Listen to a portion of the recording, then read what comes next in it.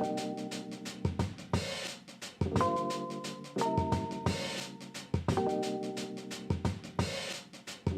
guys, balik lagi bersama Jody Y Channel. Nah, kali ini saya akan membahas legenda bus yang saat jayanya itu jadi primadona warga Solo dan sekitarnya.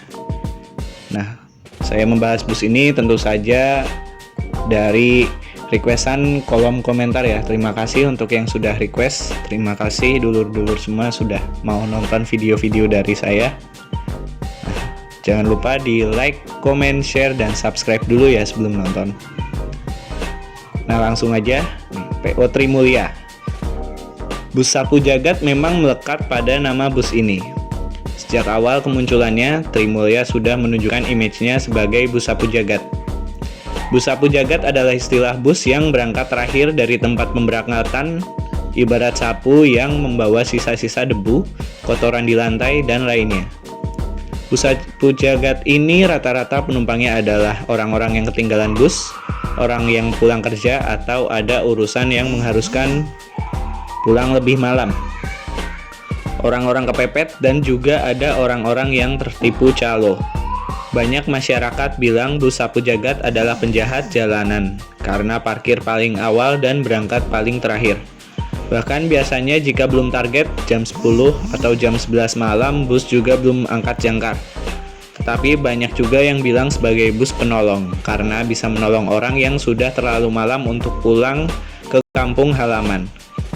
Bus Sapu Jagat juga terkenal dengan penumpang mana saja dibawa, entah tujuannya kemana, yang penting naik busnya dulu. Dulu Bus Sapu Jagat terkenal yaitu Mandala, Reza, Teguh Jaya, Harta Sanjaya, Sari Indah, Maju Group, Setia Bakti, Bayu Megah, Trimulya, dan lain-lain. Itu bis jurusan Jakarta Solo dan sekitarnya ya. Namun yang masih bertahan hanya Harta Sanjaya, Hasta Putra, dan Reza. Kali ini kita akan membahas PO Trimulya yang melegenda sebagai Bus Sapu Jagat itu sendiri. Trimulya lahir diperkirakan pada medio 1970 hingga 1980-an. Garasinya sendiri berada di Ngelarangan, Kebak Kramat, Kabupaten Karanganyar. Infonya dulu sempat bergarasi di Barat UNS sebelum pindah ke Kebak Kramat. Garasinya sangat besar dan luas, mampu menampung ratusan unit, tapi yang terparkir hanya 30 hingga 50 unit. Saat masa kejayaannya, pada masanya bus ini memiliki trayek Jakarta-Semarang-Solo, Jakarta-Jogja-Solo, dan merambah ke daerah sekitar seperti Wonogiri, Baturetno, Purwantoro, Gemolong, Madiun, dan sekitarnya. Bahkan trayeknya sampai ke Sumatera. Trimulya juga bermain di perhelatan bus Bumel, pernah melayani trayek Bumel Solo-Jogja dan Solo-Semarang. PO Trimulya pada era 80 hingga 90-an banyak menggunakan sasis Mitsubishi BM. Bahkan bus Jawa Sumateranya pun menggunakan Mitsubishi BM. Seiring berjalannya waktu, permajaan pun dilakukan. Trimulya mulai mendatangkan sasis-sasis Mercedes-Benz bermesin belakang. Saat itu eranya 1518 King dan 1521 Intercooler. Trimulya juga pernah membeli unit XPO Dedi Jaya bermesin Hino AK174, bodi panorama, dan Hino AK3HR berbodi grid panorama.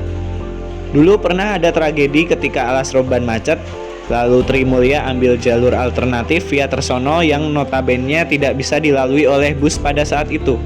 Akhirnya bus pun masuk jurang dan terguling di daerah Kalimas, menyebabkan banyak penumpang meninggal dunia pada saat itu. PO Trimulya juga pernah melayani trayek Bumel Solo Sragen dan penyewaan bus pariwisata. Dulu juga pernah punya pool di Pulau Gadung di antara Raya dan Gunung Mulia. Sekarang sudah jadi poolnya PPJ. Sekitar tahun 2018, PO Trimulya kadang masih terlihat jika musim ramai, dan kadang lama tak terlihat kemudian muncul lagi. Entah yang punya masih owner yang sama atau tidak, dan entah di tahun 2020 ini masih ada atau tidak. Karena infonya sang owner lebih memilih fokus terhadap usaha jual beli sasis Mercedes-Benz. Saat ini garasinya juga dari luar memang terlihat tak terurus, tetapi masih dijaga oleh security dengan ketat. Dan sebetulnya image Bus Sapu Jagat ini tidak terlalu buruk pada masa lampau. karena dulu tidak ada preman seperti tahun 2005 ke atas, yang premannya merajalela.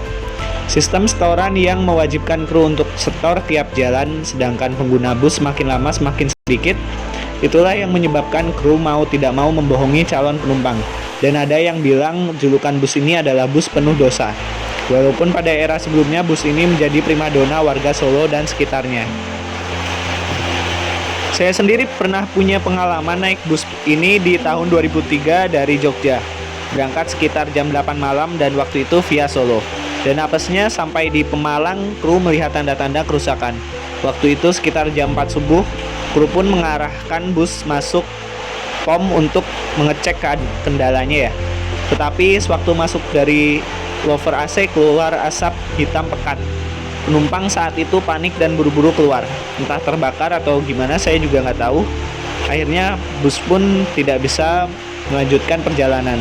Penumpang pun menunggu bus susulan datang dan disusulkan bus ekonomi tanpa AC. Bus susulan datang sekitar jam 2 siang.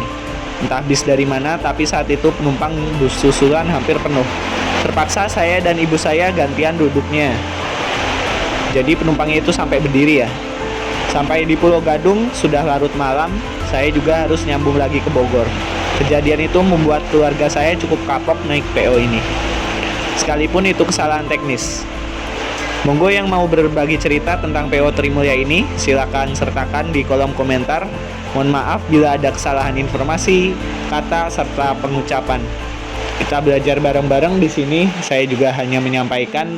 Monggo yang punya informasi lebih, silakan di kolom komentar ya. Terima kasih sudah menonton video ini. Jangan lupa di like, comment, share, dan subscribe.